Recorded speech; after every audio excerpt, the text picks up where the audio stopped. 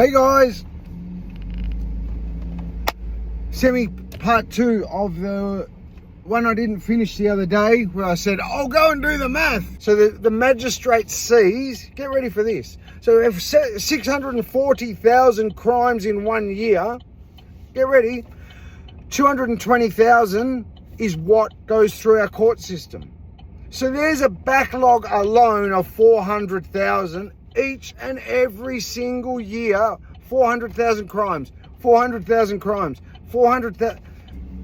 So I'm going to bring you some math. But first, the brief introduction, because I'm a very, very small, I've got a very small audience for now. So please don't forget, press subscribe, press share, share it around, all that stuff, like, comments, please, because I know a lot of people believe what I'm saying. I know there's a lot of people that work in the system who know what I'm saying is right, but they're sort of bound by the fact that they work in the system. Please share it around. I mean no police officers any harm.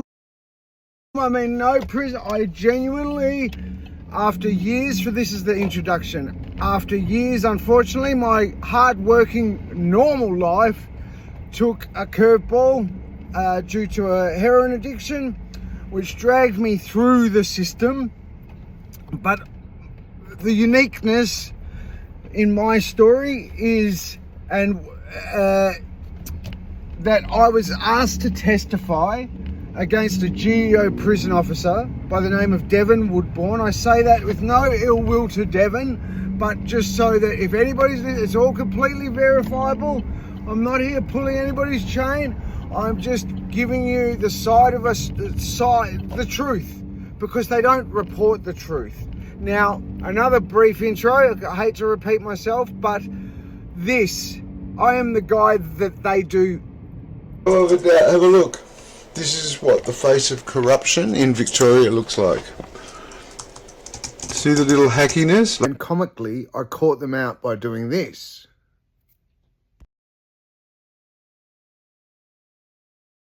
To try to prevent you from hearing me. That's fact. So when I became a whistleblower, I've had all manner of things. I won't deviate. Let me just continue on what I want to try and turn a very broken system into, and that is telling the truth about a very broken system. Because for some reason, they just continue to iterate through nonsense. We're in my state of Victoria. The pendulum's about to swing back to the conservative way. And the wonderful Tom Elliott's and the radio presenters and whatnot are all, lock them up, and it won't have any effect. We just had a report, just to give you an example of how farcical all things drugs are, as a near perfect segue into where this is going. We just had a report of a high-ranking top player in the drug. We've been having firebombs and restaurants get like multi-million-dollar restaurants getting torched, and businesses like literally at fear. Literally 1925's Prohibition era type of thing going on, and they've arrested a main player, 20-year-old. We've got a main player, a 20-year-old. So a 20-year-old, because of our present systems, is holding, in effect, has been holding Melbourne to ransom, literally. Has been, and then, before I continue, the police, with all the respect in the world, they're trying to maintain morale, and they got to do what they got to do, but it's a nonsense. Stop, press. Just as I'm making this, almost just to highlight exactly the kind of craziness we're dealing with here, as far as resources just getting wasted and going, just a battle that just does not need to be had. We have reports of our left-wing, very tyrannical government. This is That's the ex-premier who just retired so he could go and receive his golden handshake at a communist shindig by the name of Daniel Andrews. Now, we've just had reports of there was a person here running around with a truck marketing private. To be honest, I think it's a brothel owner of all things, like a private business owner, saying we've got to lose this premier, which is, her name's Jacinta Allen. And this was the truck. And that story is where that truck has weirdly had a defect notice, because that truck's been circling around basically saying we need change in our government. My point is, we've got police getting used like that in socialist, have a look again, Fabian, apparently, left-wing controlled governments.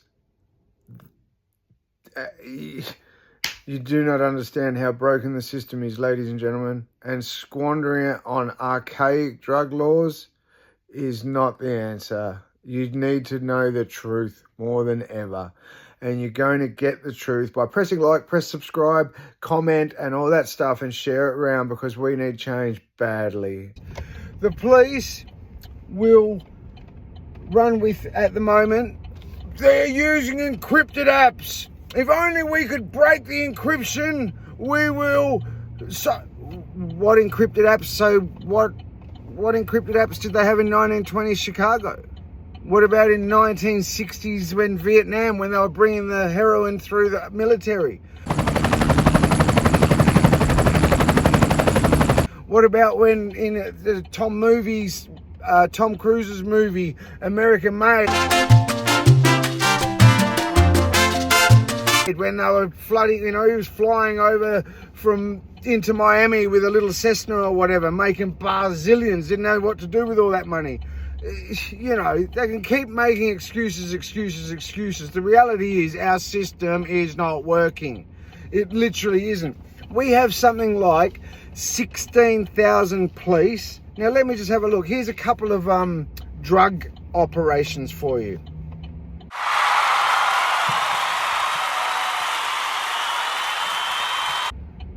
Now, you're seeing there's 14 police officers processing, another 18 processing. You know how long it takes for each and every investigation?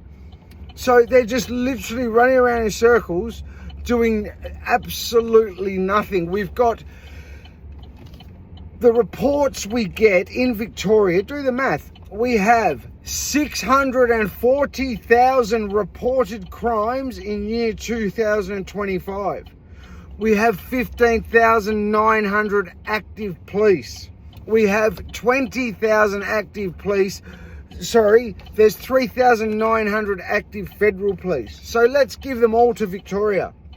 4,000, there's 20,000 active police for 638,000 reported incidents. But hang on, wait.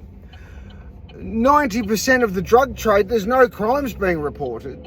So there's all these crimes there that are just not even reported. But wait, it gets worse, because in your crime stats they report, that always seem to say a little bit, level, ladies and gentlemen. I hope I don't sound like I'm talking down to you at all. I do get a little bit heightened at this, because it is a nonsense. When you see the misery, when you see the women selling themselves, when you see literally just the nonsense, it is a farce. There's a drug dealer right there, and you'll see a police car leave, and he'll go, with the info now to go and arrest somebody who came around there trying to sell stolen jewelry.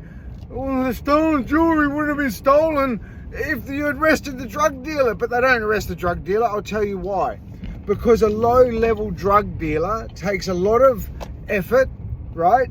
By the time they get in the place to arrest a drug dealer, bang, they've flushed the ounce, $3,000 worth of meth, whatever it is, $3,000 worth of heroin, that's flushed.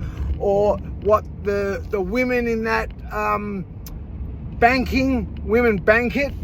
Often the lower level drug dealers will just have a woman who that's her role. He'll give her drugs all day, but she's got to bank it. Like, it's just a nonsense. So the police will never arrest it. So anyhow, let me just try and stick to the topic at hand. We have 158 magistrates. 158. Now you do the math on 158 magistrates on 638,000 charges. That's not even including drugs. We have 10,000 prison cells to round up. It's more like 8,900. At the moment, the privately run GEOs are both striking because the whole system is a farce and they can't get staff and the staff are mistreated. It is a farce. I mean, no disrespect to anybody, but deserves disrespect. A corrupt government in a left-wing government that can best be compared to what the wonderful Rupert Lowe speaks of on the recently on here, Joe Rogan 2524 here. Title of that rape gang report. Yeah. The idea that there's actual rape gangs in the UK in 2026, and is it being ignored? Is it being downplayed? Like, how is it being received by the media and by the politicians over there? Well, the history of it is that basically, as you probably know, Britain, after the war, decided they were going to play a part in Europe, a bigger part in Europe. Well, our elite did, the British elite. And to do that, they had to basically diminish the power of the nation state, and they had to...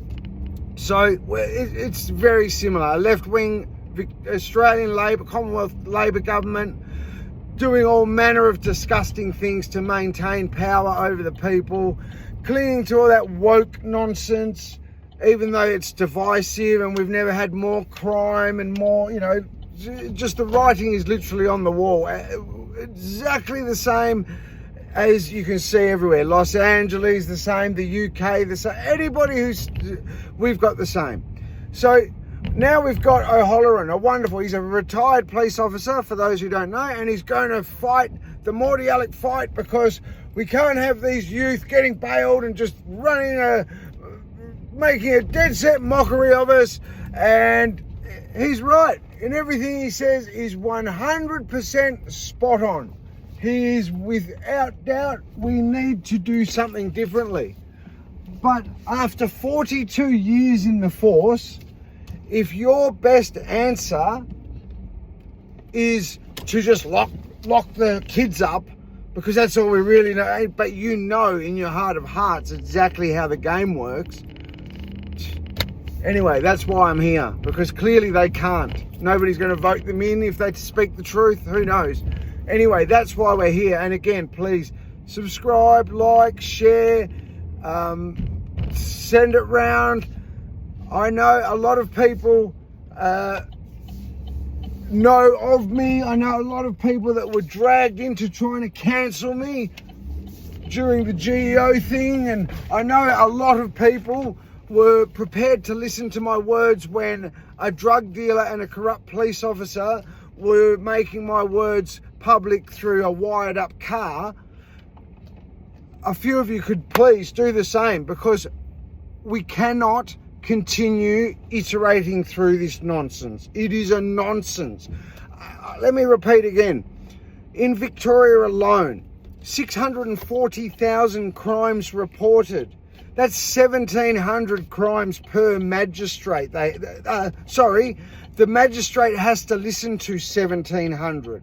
So the magistrate sees, get ready for this. So if 640,000 crimes in 1 year, get ready, 220,000 is what goes through our court system. So there's a backlog alone of 400,000 each and every single year. 400,000 crimes, 400,000 crimes, 400,000. You could do the math on that. 3 years, there's 1.2 million crimes that just cannot get heard. So what? Just gets thrown. Better throw them out. Just, hey, Magistrate Peppers, hey, can you just wipe those off? Thanks. But hang on, they're the crimes that are reported. They're not even the crimes when a police officer arrests you and charges you.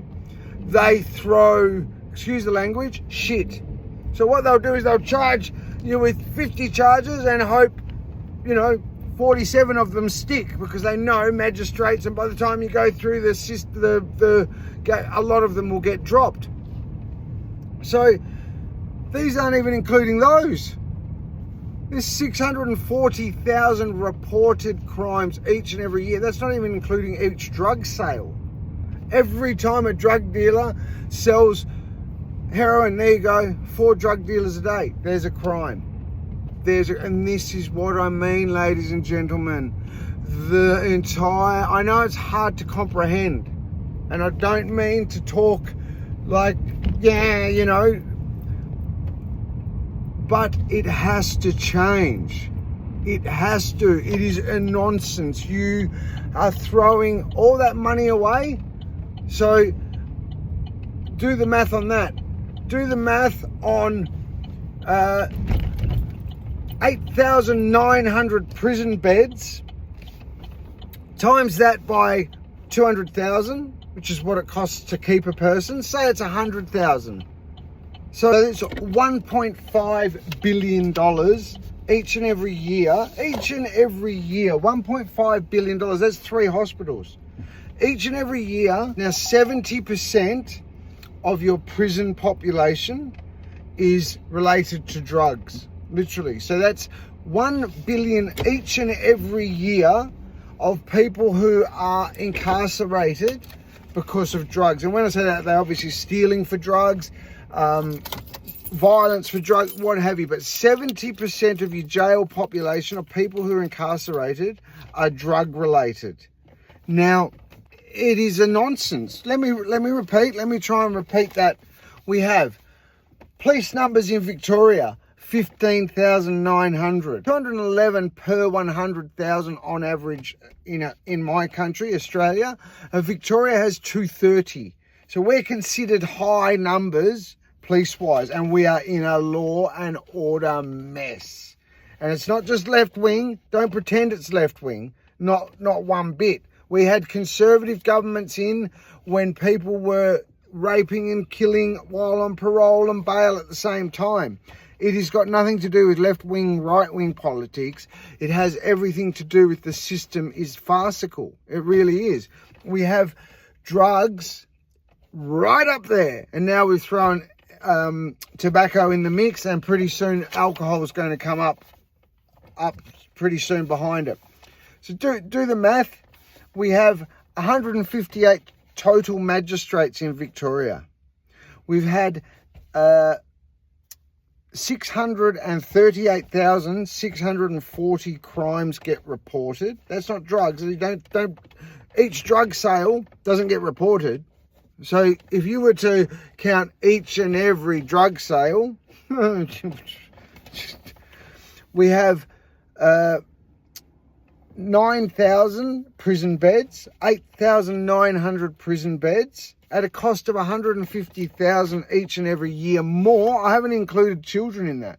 More if you include juvenile, youth, what have you, but round it to 150.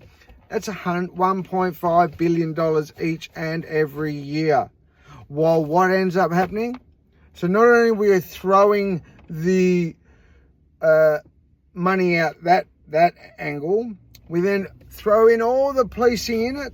70% of inmates are drug related. So you can only assume that 70% of police costs go into drugs. It's probably more. Have a look. See how many police are involved, like each operation. Now do the math. 640,000 crimes where you have 16,000, 15,900, round it to 20,000 police officers. Divide 638,000 by the 20,000. It's about 40 odd offences. Like, they just don't have the time. Even if they were super police, they just would not have the time. What are you going to do? You're going to, turn it into a police state. We'll do.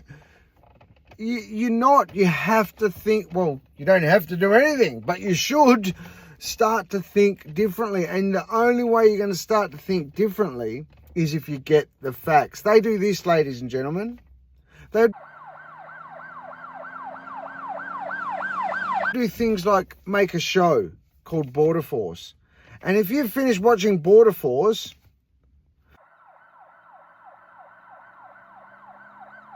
you'll finish that and you'll think, yeah, our borders are safe. Geez, they're catching everybody, and they check about 3% of the containers. They'll do something, it's all just smoke and mirrors. They'll release drugs, right? We've got a big drug arrest. Great work. And it was great work from the police. They did their fantastic job. But then they're just going to turn around, bag it all up, burn it, and then just go about and not make one dent in anything. Nothing. Yeah, but we got one. But why? Then another one comes up and you're just churning through money, achieving nothing. And to add to the craziness of it, your house gets burgled, like the street crime, the car theft, the crime that affects the public is all generated by the fact that drugs are illegal. So if you use the average heroin addict, okay? Now ice granted, and there will be plenty of arguments for, ice they don't, they're different on ice. 100% they are. But don't even, there is no argument. They're on the drugs anyway. So all it would be doing is you would just be able to control the situation better, as opposed to leave it in the hands of these people and pretending that, at least if you control the market, you control the quality, you get proper data, and you can change culture. So instead of having people rebelling through the drug game or trying to emulate their favorite organized criminal, no, it would all change. And I'll just throw in this one. I watched many years ago when I was a young man, still popping pills in a nightclub pre-heroin, and pills being ecstasy. And I watched SBS of all the stations before SBS turned into the cretinous woke peanuts that they are now. It was actually a good channel. And it had a series where they were tracking foreign students, exchange students. They were relatively upper middle class. They were private schools. It's irrelevant. They were going from, well, actually kind of could be relevant, I guess. They were exchanging. So the Holland Dutch kids went to the UK, and the UK kids exchanged to Amsterdam. And in Amsterdam, they're free pot. I think they have pot cafes. They're very open with pot. Particularly back then in comparison to the world. Like America hadn't even done anything. So it was complete. And the UK kids, when they were getting to the reporter, the person making the documentary, we're going to smoke the blunts. I forget the word they were using, but it was just UK teenage slang for pot. Yeah, we're going to smoke blunts. And the Amsterdam kids were like, I don't know what they all think, because it's illegal over there, they think that it's cool. We have it here, kind of losers do that, really, is what one of them actually said, literally. Like, to us, it's like the fringe, and like losers do that, We keep away from that, like that. And there is a perfect example of how you would change culture by actually allowing it. By the fact that you're barring something, by the fact that you can't have it, makes people want it. And anyway, speak soon. Please, don't forget, have a look again. I am the guy. I'm Michael. I'm the guy they tried to cancel. They threw all angles out. They still are. Look, that alone is reason for you to press like, subscribe, comment, share it around, do everything, and slowly I will make more of these. And we will make change together.